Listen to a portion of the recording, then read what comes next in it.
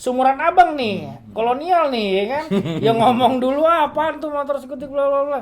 Sekarang banyak pengguna yang orang-orang tua beralih ke skutik bang. Halo Vivrotor.com, apa kabar? Semoga dalam keadaan baik-baik saja. Mau di rumah, mau di kantor, tetap harus social distancing, jaga jarak, jaga kesehatan. Ini sebenarnya kita mau pakai masker nih. Cuman kalau ngomong nggak enak nanti ketutup, suaranya kereduksi jadi nggak bagus. Makanya kita lepas aja bang ya. Iya dah. Nah di program kali ini masih milenial kolonial bersama Bang MC dan gua di sini Begeng ngebahas tema-tema menarik. Tiap episodenya juga beda-beda. Nah untuk kali ini gua akan bahas tentang roda 2 nih. Tapi sebelumnya kemarin Abang sama Wahyu itu ngebahas kontroversi grill BMW, betul ya? Iya, betul. Gimana menurut Abang tuh? Buat intermezzo aja. Oh, ya kita bahas kemarin kok perubahan radikal pada grill. Grillnya kan lebih panjang tuh. Gede Gede. banget gitu, dan itu bikin semua orang yang seneng BMW shock ya. Tiba-tiba kok membesar sampai 4 kali lipat gitu.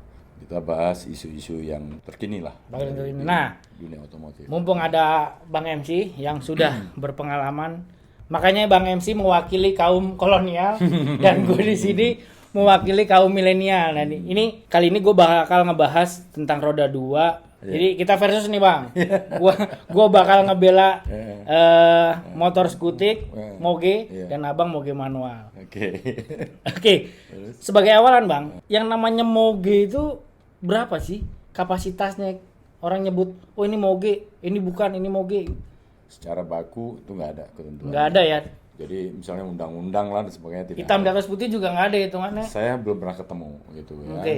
Nah, tapi ada semacam konsensus kesepakatan umum Oke. ya di seluruh dunia bahwa motor besar itu bukan hanya dilihat dari bentuknya Bentuk, yang dimensinya. besar, dimensinya, tapi juga tenaganya lebih besar dari rata-rata motor biasa, motor kecil ya, Oke. maksudnya motor yang dipakai harian gitu. Ya. Definisinya jadi berbeda-beda di setiap negara. Di Amerika misalnya, kalau motor di bawah 125-150 cc, hitungannya moped. Skutik entry level tuh kalau di sini tuh Bang. Oke. Itu moped gitu. Kalau di Inggris 50 cc ke bawah itu untuk belajar. 50 cc ke bawah. Ya, jadi orang di Inggris misalnya mau apply SIM Oke. untuk motor, dia itu harus umur minimum 17 tahun. Oke. Dia belajar naik yang 50 cc. 17 tahun 50 Yes, cc. 50 Di sini anak cc. SD aja udah pakai 2,5 lagi. Selama 2 tahun dia plat nomornya tuh ditempel L. Apa Learner. Oh, belajar. Gitu. Nah, setelah lulus Iya, baru boleh dia apply lagi teori ya, lulus ujian teori dia naik ke 125 cc. Jadi ukuran moge lagi-lagi tiap negara lain-lain, tapi secara umum rata-rata itu ya ambil tengahnya 400 cc. Ke atas up ya. 400 cc kita bilangnya motor besar. Why? Karena biasanya dengan cc besar, dimensi kendaraan juga ikut membesar. Dan tenaganya cukup untuk masuk jalan raya yang ada minimum speed. Minimum speed. Tapi di sini nggak ada Bang jalan raya begitu. Nah, itu sebenarnya kita hanya fokus maksimum speed. Karena minimum speed juga penting. Apalagi di jalan tol. Oke. Nggak boleh ada orang yang terlalu lambat, apalagi dari luar kanan ya. Di Inggris misalnya itu 55 mil per jam, 80 kilo lah itu minimum. Artinya yang kalau untuk motor besar, motor yang bisa masuk ke jalan tol, yang bisa ngebut di speed 80 km per jam secara konstan, Ya. tapi tetap aman dan nyaman. Jangan lupakan kalau di luar negeri, kalau di Eropa atau di Amerika kan faktor angin ya. Kalau motornya kecil, walaupun tenaganya besar, datang angin samping hilang. Tetap goyang Bang. Iya. Goyang pasti Makanya goyang. perlu bobot dan dimensi gitu. Itu menyangkut hal itu juga ya. Ya, karena untuk safety dan untuk visibilitas dari pengendara yang lain. Pengendara, Mobil ya. mobil katakanlah yang dari berada di jauh udah belakang, di lihat. samping. Kalau motor kecil di jalan tol, apalagi berkabut ya, Betul. bisa Nggak kelindes. kelihatan, ya. Nah, jadi makanya dimensi itu juga menentukan. Gitu. Oke. Gitu, Jadi Geng. sepakat nih teman-teman. Buat yang bilang katanya NMAX moge skutik Bohong. Yang namanya moge itu tadi udah Bang Oleh jelasin itu 400 cc ke atas. Gak usah sombong yang make-make 2,5 dibilang moge, jangan sombong. Ya enggak lah, lu kan seneng ya. Ya tapi kan di beberapa parkiran mall itu Nah, khusus parkiran 250 ya kan. Seharusnya kan ya moge di atas 400 gitu, 2,5 mah ya gabung sama yang lain aja. nah, kalau kita bicara soal parkiran mall itu, saya pengguna motor besar. Nggak keberatan juga saya parkir dengan Barang yang motor-motor CC lebih kecil ya? Nggak masalah.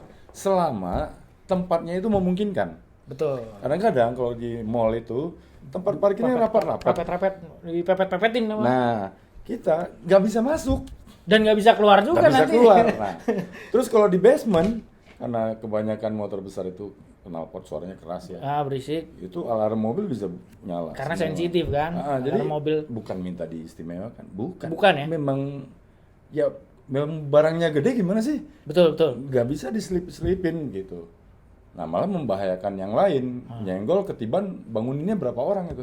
Lebih ke alasan-alasan praktis. Praktis. Saya nggak ada urusan soal pride. Ya, Saya naik motor aja. naik motor. Ya, jadi mau parkir di mana asal itu tempat muat Oke. dan aman, saya ikut gitu. Oke, tadi kita udah bicara tentang kapasitas. Kita sepakati bersama nih Bang ya bahwa skutik moge maupun moge manual itu bisa dikatakan 400 cc ke atas, 400 cc ke atas. Oke Ya, itulah yang berlaku di dunia. di dunia. Oke. Bicara ngomong skutik sama motor manual nih, flashback dulu Bang. Skutik itu di zaman-zaman medio 2000-an nggak diakuin lah Bang istilahnya, nggak diakuin. Semua orang motor matic ya boros katanya, terus perawatannya susah segala macem. Tapi kesini-sininya orang-orang yang berucap sumuran abang nih, kolonial nih ya kan, yang ngomong dulu apaan tuh motor skutik bla bla bla. Sekarang banyak pengguna yang orang-orang tua beralih ke skutik Bang. Gue sekarang mewakilin kaum milenial nih, gimana tuh? Ayo. Ya, sebenarnya ya masuk akal karena setiap hal baru pasti nggak semua langsung terima. Betul. Dulu saya juga nggak tuh ngapain sih ini motor ya. Tapi akhirnya saya jadi punya skuter juga. Nah punya. Punya skuter. Kemakan kan? Karena alasan-alasan yang praktis. Harian. Tentu, praktis ya, Bang. Ke warung, ke mana, dekat-dekat. Ya. Atau kadang-kadang ke kantor sekali-sekali gitu. Nah, tapi saya nggak pernah pakai itu untuk jalan-jalan ke luar kota. Nggak berani saya. Dan karena unsur safety. Nah. Dan yang paling itu sensasinya juga berbeda. Tapi kan naik motor sama-sama aja, pakai setang bukan pakai setir. Sama, naik mobil juga sama-sama aja, tapi naik Lamborghini sama naik mobil LCGC mah Beda lagi. beda gitu. Jadi ya, sama-sama mobil, tapi rasa beda kan? Iya, rasa beda, rasa sama, mau naik skuter yang 1000 cc juga, atau naik motor batangan yang 600 cc, kalau saya milih motor batangan 600 cc. Lebih milih manual. Sorry Bang. Nah, Ini gua memang tiap hari bawa skutik karena ya gua juga sebelumnya memang gua pakai manual, tapi gua ngikutin perkembangan. Menurut gua nggak ada masalah sih Bang yang lu bilang lebih enak manual segala macem. Intinya kan kita kalau perjalanan jauh nikmatin perjalanan Bang. betul. Cuman gini, kalau dalam kota Oke. ya tentu pakai motor gede dengan transmisi manual itu melelahkan. Macet. Betul, Ya, macet. mesin panas, kopling berat, motornya juga udah berat. Motornya berat. Bentar-bentar turun kaki. Tiap lampu merah crowded kan gitu. Ya. Nah, pasti lebih praktis matic. Gitu loh. Cuman Oke. kalau keluar kota misalnya kita ke Bali, Solo, Jogja atau Medan gitu. Kalau saya tetap pilih motor gede yang manual. Tadi abang bilang praktis, oke, abang pilih manual. Kalau gue lebih pilih skutik. Itu tadi abang bilang praktis. Gue punya ruang bagasi gue lebih besar ketimbang abang pakai motor manual harus beli box lah. Kalau mau keluar kota naik motor bebek 100 cc juga bisa. Hah? Gitu, nggak mesti motor gede ya. Ya. Nah, tapi lagi-lagi ini soal sensasi. Terus kenyamanannya pasti beda. Nyaman metik lah, orang tinggal gas. Iya, tinggal gas. Tapi ketemu jalan gerinjulan gimana? Ban metik kan kecil-kecil. Hah? Lu ketemu polisi tidur. Belum lagi ngomong engine brake. Kalau motor manual kita bisa late braking. Ya, saya Betul. selalu touring pakai motor adventure yang 800 cc. Nggak usah sebut. Sebut merek. Ya. Itu saya bisa nyaman sekali, saya bisa nikung dengan smooth, saya bisa atur speed saya, dan saya segala medan. Oke. Ya, mau Oke. jalan rusak, aspal beton, aspal mulus, aspal keriting, batu-batu gua lewat. Nah, lu ntar kalau ketemu misalnya main ke Wonosobo ya, tahu-tahu masuk hutan ini ketemu batu-batu, lu nangis deh naik skutik. Didorong lah. Nah, itu dia. Belum lagi soal safety. Kita ngomong Oke. safety. Motor skuter kan plastik semua, Oke. gitu. Bobot enteng. Lagi-lagi. Ya. Kalau ketemu lubang atau apa, gampang terpental kan. Kalau gue pakai skutik moge, yang katakanlah gue pakai yang Emang 500 seberat-beratnya Mogi berapa skutik? ya 250 kilo. Mana plastik semua, nggak nyampe. Justru skuter Matic yang Moge itu dibikin dari plastik semua untuk ngejar efisiensi. Nah, oke. Ya, Efisiensi. Skuter Matic Moge yang gede ya, Yang gede kita ngomong gede. itu menurut saya itu sebenarnya dibikin untuk komuter, bukan untuk rekreasional. Kalau di Eropa atau di Amerika, tapi Amerika jarang orang pakai skuter, terutama yang paling populer di Eropa. Di Eropa. Jadi kayak di sini misalnya lu rumah tinggal di Depok Oke. atau di Bogor. Orang biasa setiap hari 50 kilo dari rumah ke kantor, pulang pergi 100 kilo. Di Eropa jalan mulus. Ya. Dan untuk ukuran tertentu kayak skuter tadi 400 cc lu boleh masuk highway, motorway ya. Oke. Nah, jalannya mulus, trafficnya lancar. Iya. Ya itu enak naik skuter, ya kayak naik mobil Iya. Matic gitu ya.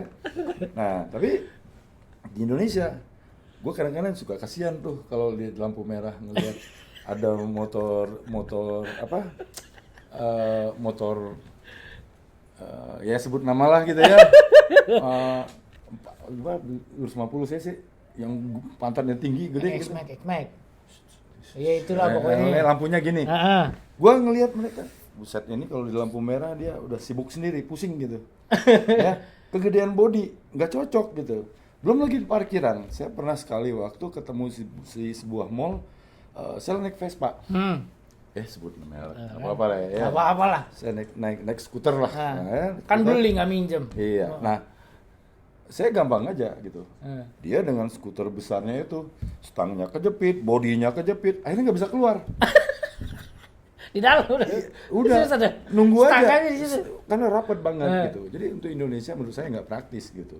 Kalau itu praktis mungkin udah laku. Ya, tapi lagi-lagi ini soal selera. Saya nggak menghakimi selera orang. Oke. Masing-masing punya Sama, kecenderungan. sama. lah. Untuk Iya. misalnya gini, mobil lah ya. Nah. Mobil hari-hari ya saya pakai Matic. Semua mobil saya Matic. Ya gue udah pegel lah nginjek-nginjek kopling. Tapi Umur. kalau kita off-road, Nggak kita mau mungkin, adventure, makanya. gue lebih cari manual dong. Manual semua ya. Powernya gue bisa atur, Ya. momentumnya gue bisa atur gitu, sampai memanfaatkan torsi maksimal. Kalau di Matic kan, ya kita belum nyeblos ke itu udah stuck duluan. Jadi nggak gitu. bisa jadi manual. Nah sama di touring keluar kota juga begitu, karena medan luar kota itu sangat berbeda kan. Lihat di Sumatera, bahkan Sumbawa ya, beda-beda gitu. Nah, ada memang beberapa daerah yang cocok pakai motor Matic. Nah, tapi secara umum kalau Indonesia ini motor touring itu paling enak gitu. Menurut saya gitu, geng. Oke. Gue setuju memang. Cuman kalau gue pikir lagi ya, kalau gue pribadi, gue tetap lebih milih Matic karena kepraktisan tadi. Gue nggak ribet-ribet beli aksesoris. Gue sering lihat tuh kalau ke daerah-daerah yang banyak gininya tuh Tikungan-tikungannya. bablas tuh mereka karena nggak ada engine brake-nya gitu. Kalau itu mah skill pendaraannya, Iya, Bang. kan. Skill pendaraannya itu. Udah itu ya gitu deh, begitu dia kebanyakan ngerem pas turunan ya, begitu rem dibutuhkan nggak kerja, Bingung Ya, dia mau kemana bablas. kan. Nah, Kayak ya, saat mau- sering begitu. Yang ada yang berapa itu pernah saya touring bareng sama teman yang 500 cc ya. Nah, Iya, 500 cc. Ada merek 560 Jepang lah ya. 560. Gitu. Di trek lurus ya bisa ngimbangin. Dia bisa kita. ngimbangin. Ya. begitu jalannya begini-begini. Yang agak keriting, tinggal kiri-kirian. Ya dia udah mikir itu. Tinggal aja. Bannya kecil, terus dia nggak ngandalin rem ya. Betul. Kalau kita main engine brake kan, Engine gitu. brake, nekung, masuk apa cet, enak. gitu. Nah itu yang saya rasa tidak bisa sensasinya ya, Nah. tidak bisa diberikan oleh skuter walaupun sebesar apapun. Iya. Gitu. Nah, berkaitan sama hal itu Bang, tadi gue udah keceplosan nih ngomong skill pengendara nih. Skill pengendara. Jadi teman-teman yang biasa pakai manual terus tiba-tiba pindah ke matic ataupun sebaliknya. Kadang banyak yang apa ya istilahnya, ya udahlah sama-sama naik motor gitu kan. Pakai matic lebih gampang, tinggal gas doang. Pakai manual ribet masukin gigi segala macam. Tapi kan balik lagi skill pengendaranya udah sebagus mana nih. Kadang yang biasa pakai manual tiba-tiba pakai transmisi matic ribet lah. Tiba-tiba tangan refleks rem belakang padahal bukan kopling gitu kan. Sebaliknya juga gitu, yang biasa pakai matic tangannya standby di kopling segala macam. Menurut Abang gimana tuh? Kalau secara skill pengendara? Iya, lu mau pakai motor apa aja, skill itu kan terbentuk berdasarkan jam terbang. Jam terbang. Ya, kalau pembalap dia mungkin ada sekolahnya. Kalau orang Ada pelatihan khusus lah ya. Kalau kita kan orang biasa yang kebetulan hobi, Hobi naik motor. senang, ya udah jam terbang kita kan. Ah. Ya, makin sering kita riding, skill itu terbentuk dengan pengalaman. Kayak gue ya jatuh lah, tabrakan kayak gini, tangan hancur. Itu bagian dari pembelajaran. Pengalaman juga kan. Menjawab pertanyaan lu tadi sebetulnya, pada akhirnya lu naik motor itu buat siapa? Buat diri sendiri. Ya sudah, lu naik motor untuk gaya atau untuk nikmati? Kalau gue buat nikmati. Oke. Makanya gue nggak hakimi motor orang. Oke. Oh lo mau ikut touring bareng gue, bang gue ikut ya. Lu naik motor apa aja? Ayo, gue nggak pernah menolak. Oh harus motor gede semua, enggak. Setiap orang itu dia punya kesenangannya. Oke.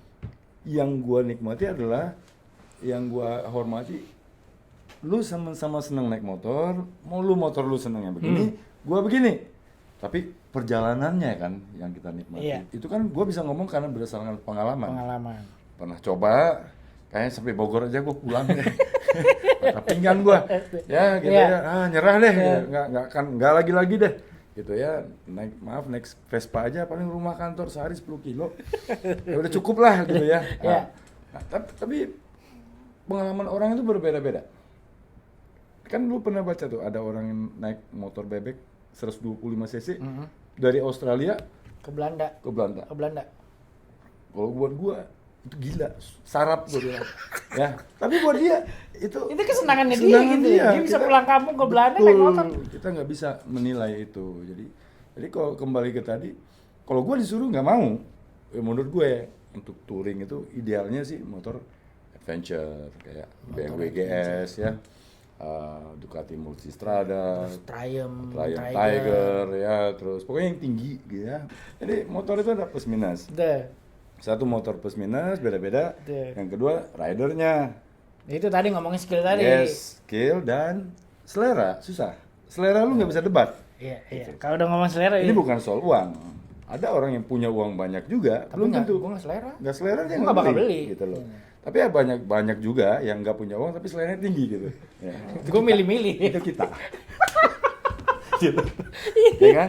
Nah makanya disarankan kalau udah mulai main motor gede, cari komunitas. Nah tuh pesen tuh. Kalau udah main motor gede, kalau bisa ikut komunitas. Nanti kan ada pelatihan Safety riding. Ya, defensive riding. Jadi basicnya kita udah dapat untuk safety seperti apa, untuk apa. Kalau kita udah dapat secara teori, nanti pelan-pelan sambil jalan itu kita terbangun jam terbang.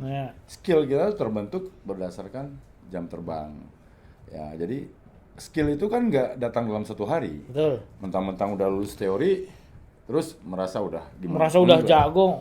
Nah, bahkan ada orang-orang yang hebat seperti Kang JJ misalnya, udah keliling dunia aja. Saya ingat pernah ngomong, pokoknya naik motor itu kita harus nikmati dan relax dan jangan merasa sok jago. Semua orang punya hak yang sama di jalan itu. Jadi kita bayar pajak, orang juga. Makanya jangan arogan di jalan. Jangan mentang-mentang naik motor gede, nyalain tatetot, semua orang harus minggir buat lo. Itu nggak benar. Mengapain sih lo gitu Yes. loh. Sebetulnya ya kalau ini lucu-lucuan ya. Iya. Makanya kenapa gua nggak pernah ribut dengan gitu-gitu. Gua santai aja, macet gua ikut macet. Ya, ikut Gua macet. nggak pernah minta prioritas. Oh gua duluan nggak. Memang harusnya seperti itu kan Ini paha etika panas berkendara. nih, ya. Itu risiko. Ya resiko lo bawa moge Iya kan. dong, ya itu. Gak usah minta prioritas. Nggak usah minta prioritas. Tuh pesan tuh yang Ya. suka bawa moge. Nikmati aja.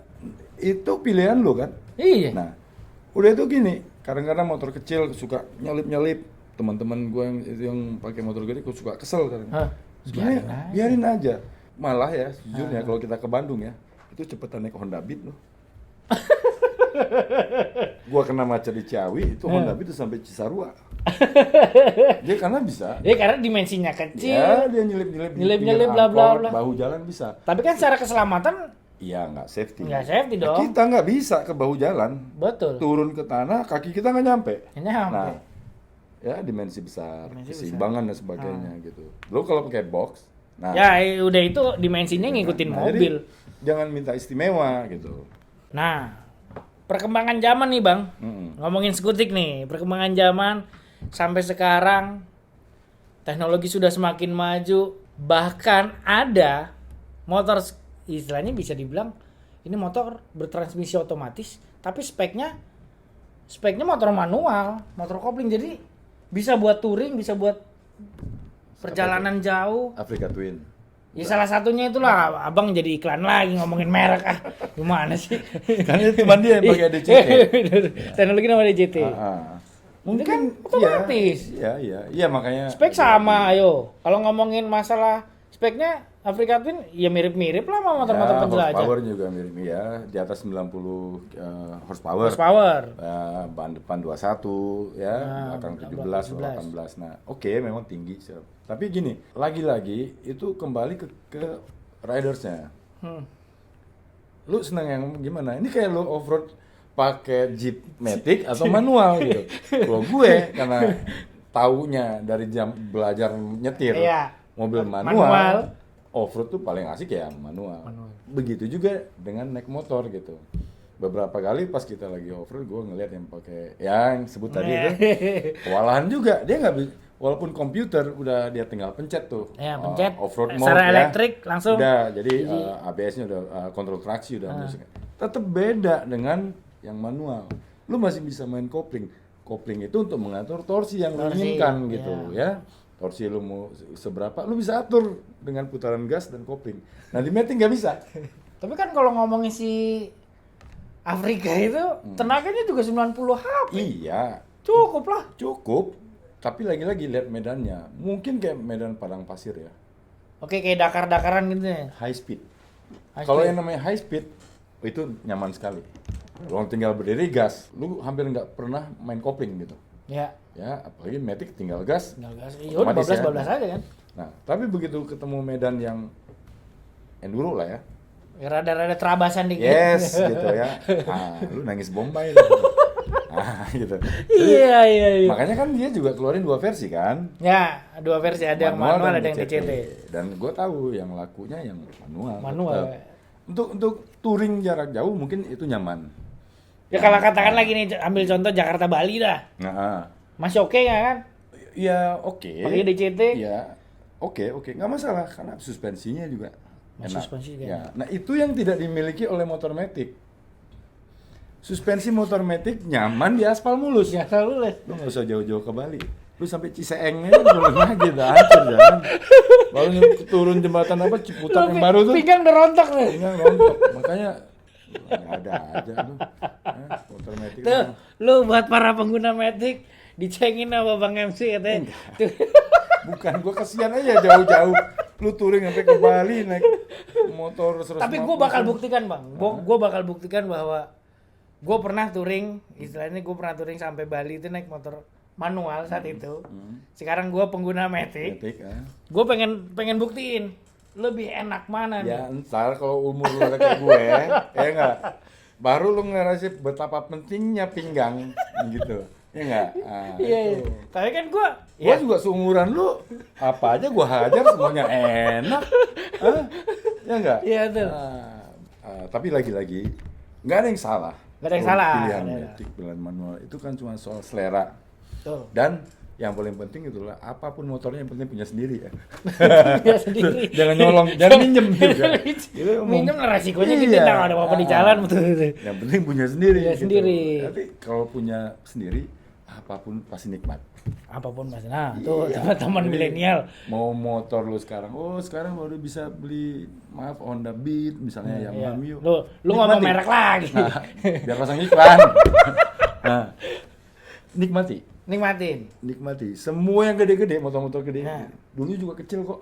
Iya. Gue juga ada motor kecil dulu. Iya, iya. Gitu. Cuman kalau sekarang suruh balik motor kecil gue ogah udah. Gitu loh. Jadi supaya itu jadi apa ya? Jadi penyemangat. Oke. Ya, Oke. nikmati. Dan yang paling penting dari naik motor ini bukan motornya menurut gua, Apanya? journey-nya. Perjalanannya yang lu harus nikmati. Lu lihat pemandangannya, ketemu orang baru, ketemu teman baru setiap kota. Lu dapat experience Setuju, baru setuju. ya. Nah, bonusnya adalah kenikmatan berkendara dan yang paling penting pengalaman gua nih selama ini udah ya jalan ke sana, jalan ke sini sampai ke luar negeri ya gitu. Yang namanya anak motor itu solidaritasnya harus tinggi. Oh, betul. Jangan pernah bedain motor besar sama Motor motor kecil, kecil. motor. Oh iya. Gua pernah nyasar siang bolong. Katanya sih daerah situ rawan di Pracimantoro, Di mana itu, Bang? Wonogiri. Gua mau Oh ke Bali. iya. Oke. Gua kepisah di rombongan karena gua kekencengan sendiri. 14. 12. Gua muter-muter sejam Aha. di tengah jalanan hutan itu. Hah? Yang nolongin gue siapa? Motor-motor kecil ya? Rombongan anak-anak klub. Anak klub motor biasa kan? Ya, motor bebek, motor matic gitu. Ditanyain mau kemana gitu. Ya, mau kemana? Waduh, saya nyasar gue. Ini GPS nggak ada signal, Tuh, nggak ada betul, signal betul, di GPS, jadi udah gue muter-muter. Mereka nolongin gue, dan gue nggak Sampai pernah keluar, lupa. sampai keluar.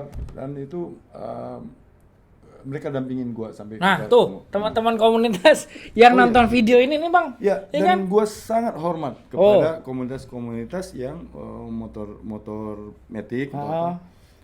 Dimanapun ketemu, gue pasti ngobrol, pasti gue respect gitu, Ya, sangat respect. Karena yang gue lihat dari mereka bukan motornya, tapi jiwanya, yes. jiwanya betul. Ya, betul, dan betul. solidaritasnya tinggi. Itu yang gue Nah, salut. tuh. Makanya, Pesan. terus terang gue nggak terlalu nyaman riding sama orang-orang yang arogan Maaf, orang arogan di lah. jalan ya. Gue nggak suka tuh touring, lu bawa Wak. Minta prioritas. lu berisik, Iya, lu bikin malu gitu. Itu ganggu konsentrasi loh, Bang, Sangat. kalau secara safety. Dan itu gue malu. Malu ya? Gue mending misalnya dari rombongan deh. Mending lu duluan, udah gue lu belakang. pergi deh, gue nggak ikut lu gitu. Karena gue nggak mau dianggap sama masyarakat sok. Mentang-mentang udah bawa Yes. moge, ditimpa yang Yes. ada masalah seperti itu Iya. makin dicapnya makin buruk, makin negatif. Nah itu dia, gue makanya nggak mau. Jadi gue malah lebih senang gue jalan sendiri atau berdua bertiga, bahkan dengan campur dengan teman-teman kecil, motor-motor kecil maksudnya ya. Nah, Karena selalu kita akan menemukan pengalaman baru dan bisa berbagi. tuh. Jadi jangan persoalkan. Jangan mengkotak-kotakan masalah kapasitas lah ya. Nggak ada. Nggak bagus juga. Nggak bagus. Oke. Cuman kita tadi bahas itu kan dalam konteks pembicaraan Betul. orang-orang ya. Tapi intinya Intinya bukan itu ya. Intinya bukan itu. Cuman ya tadi pesannya adalah bahwa kalau lu udah berkendara mau dimanapun ya lu harus menghormati sesama pengguna jalan. Bang MC bawa moge juga lampu merah ya kena lampu merah, nggak Iya ada yang dong. istilahnya lu bawa moge lampu merah pengen bablas. Yang kecil-kecil pun juga sama ya, kalau bisa ya ikutin lah aturan-aturan lalu lintas yang memang berlaku gitu loh. Lu jangan ngelawatin garis, jangan robos lampu merah, apalagi naik trotoar. Jangan ditiru karena itu bisa membahayakan diri sendiri dan orang di sekitar kita ya. Yang gede jangan membuli yang kecil. Nah, yang gede jangan membeli yang kecil. Tapi yang kecil juga jangan semena-mena sama yang gede. Jangan semena-mena bully yang besar. besar, Karena belum tentu juga kan. Iya, ntar kalau lu ketiban susah bangunnya. itu tadi di program kita kolonial versus milenial ya. Ditonton terus, jangan lupa di komen, like, subscribe, ada tombol loncengnya, diklik, tonton terus video-video menarik di YouTube Official Auto. Sampai ketemu di tema selanjutnya kolonial versus milenial. Dadah. Hidup kolonial. Hidup milenial.